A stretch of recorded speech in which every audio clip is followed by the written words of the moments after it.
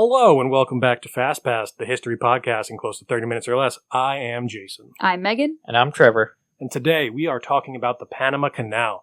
But we cannot talk about the Panama Canal without talking about the stuff leading up to it. And that will include the sovereignty of Panama itself.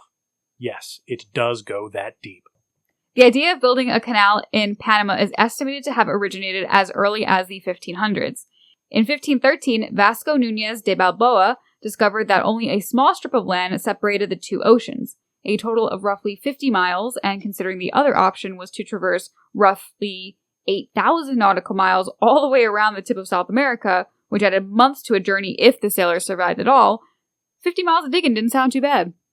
So in 1534, by a decree of Charles I of Spain, the regional governor of Panama was sent to survey the land and see if this was a feasible task. By the time the survey was completed, the governor determined that it was going to be an impossible task. And that's where the episode ends. Anyway, thank you for listening. Obviously, that's not true, since we know that the Panama Canal does exist. It's just that with the technology of the time, it would have made it an insurmountable undertaking, pretty much impossible. So, with the Spanish stepping down without taking a crack at it, somebody else had to step up. In 1848, America claimed California from Mexico in the Treaty of Guadalupe Hidalgo. It was discovered that California had gold. So they needed a way to transport prospectors out there quickly. So the U.S. reached out to Colombia, who owned Panama at the time, to build a railroad through the province of Panama.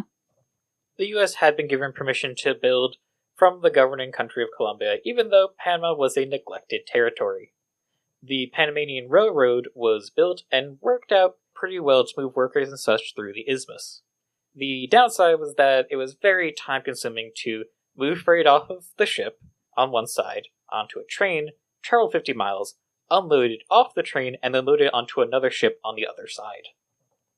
The first attempt at a canal will be made by French diplomat Count Ferdinand de Lesseps in 1881, over 300 years after the original inspection?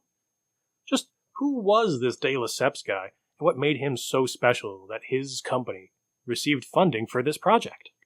Count Ferdinand de Lesseps was actually the guy who built the Suez Canal in Egypt, and it was in large part because of his reputation that Colombia approved the publicly funded French construction project. The Suez Canal was finished in 1869 and was 120-ish miles long, so traversing the Isthmus of Panama should have been easy considering Panama was only 50 miles, right? Wrong. The Suez Canal was built at sea level, since the surrounding area was also relatively flat. Panama had major geographical differences that created big problems that the 74-year-old de Lesseps was too stubborn to take into account. Sure, most of the area was pretty flat, but there was a 10-mile stretch of mountains right in the middle that became a roadblock for de Lesseps. Another major hurdle is that Panama is not an arid region like the Suez Canal in Egypt. Panama is a tropical jungle region, so it's hot, humid, and inundated with rain. Not to mention the tropical diseases, landslides, and their equipment just not being suitable for the terrain because it couldn't handle the heavy burden. They had been using dynamite, steam shovels, and men with pickaxes to try to break up the earth. De Lesseps, during his building of the canal, decided to dig through the mountain to try to create another sea-level canal, just like the one he had built before. This demanded a lot of digging, and with the equipment they had not being the best for this rocky terrain, meant everything was slow going. Finding where to dump all the soil, dirt, and rocks dug up from the mountain also slowed things down.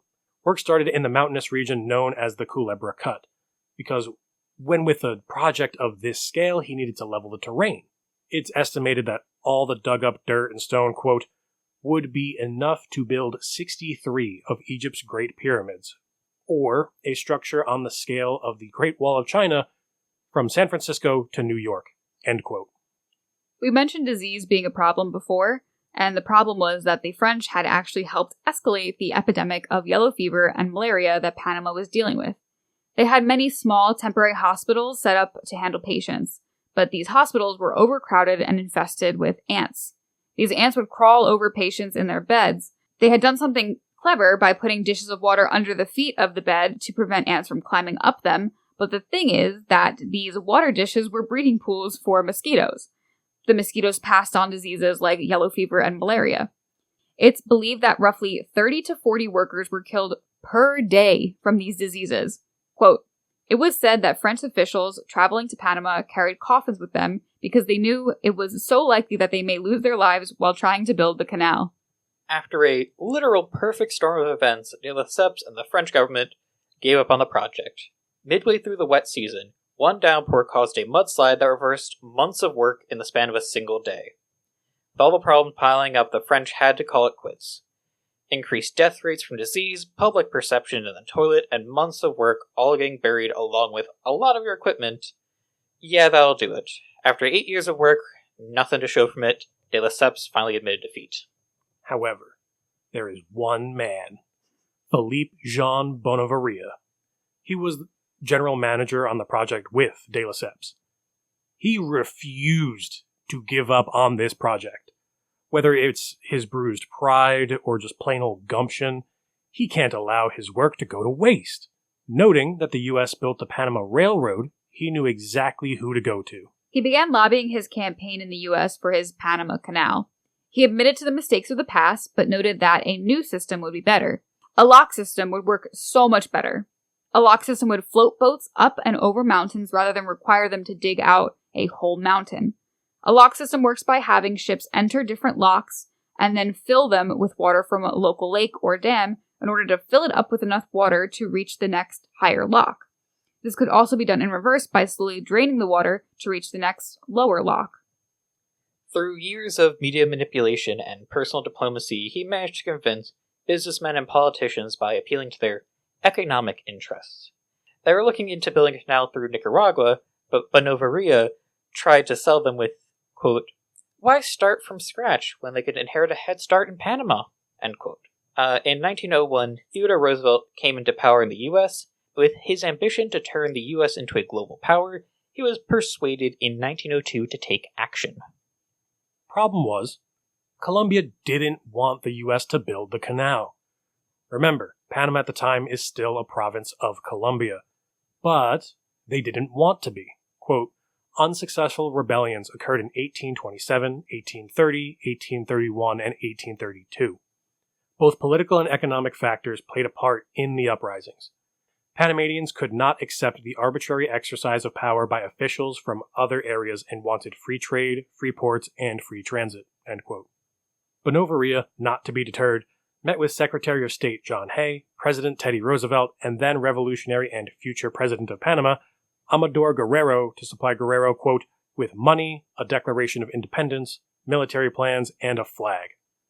The revolt happened in 1903 after a U.S. warship docked in Colón.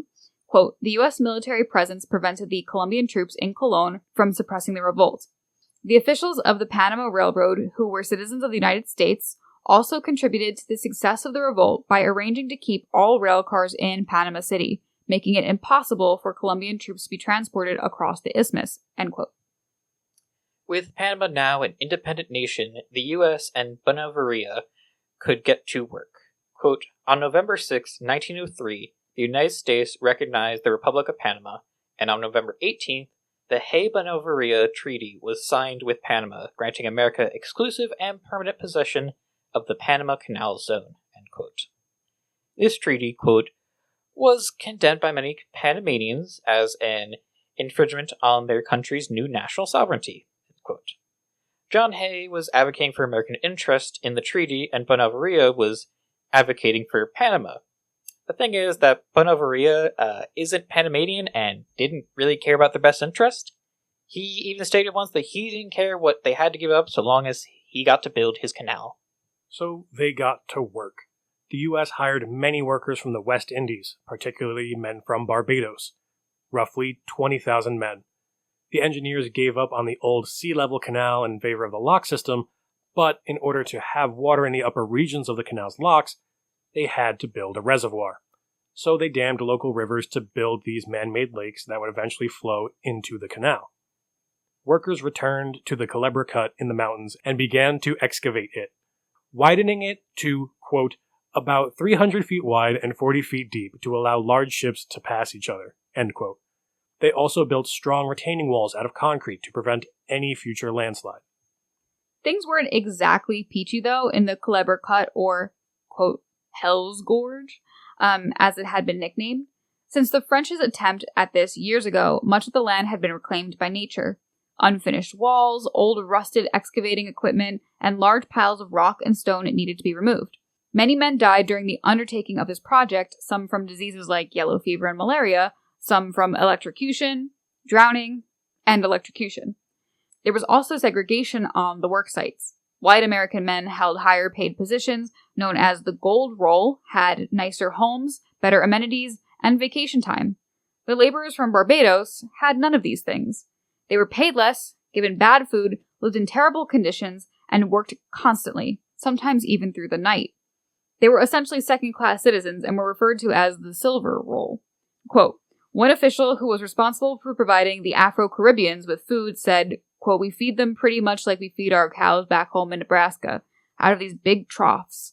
They would bring their own little plates and cups and be spooned out some food and go find some place to sit and eat it, end quote. Chief Sanitary Officer Dr. William Gorgas, a survivor of yellow fever, had suspicions that yellow fever and malaria weren't airborne as previously thought, but were transmitted through mosquitoes. His theory was proven correct when he went to investigate the disproportionate amount of deaths among the Afro-Caribbean workers compared to the American workers. He saw the substandard living conditions and lack of bug netting and took action. He fumigated buildings, drained pools of stagnant water, and installed screens in windows and on gutters.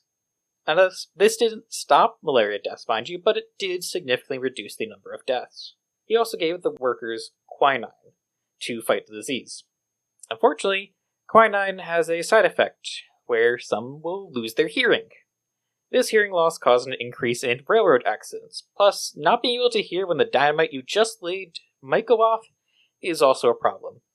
Quote, one worker talked about a massive explosion that killed many men, and said that the flesh of men flew in the air like birds that day, end quote.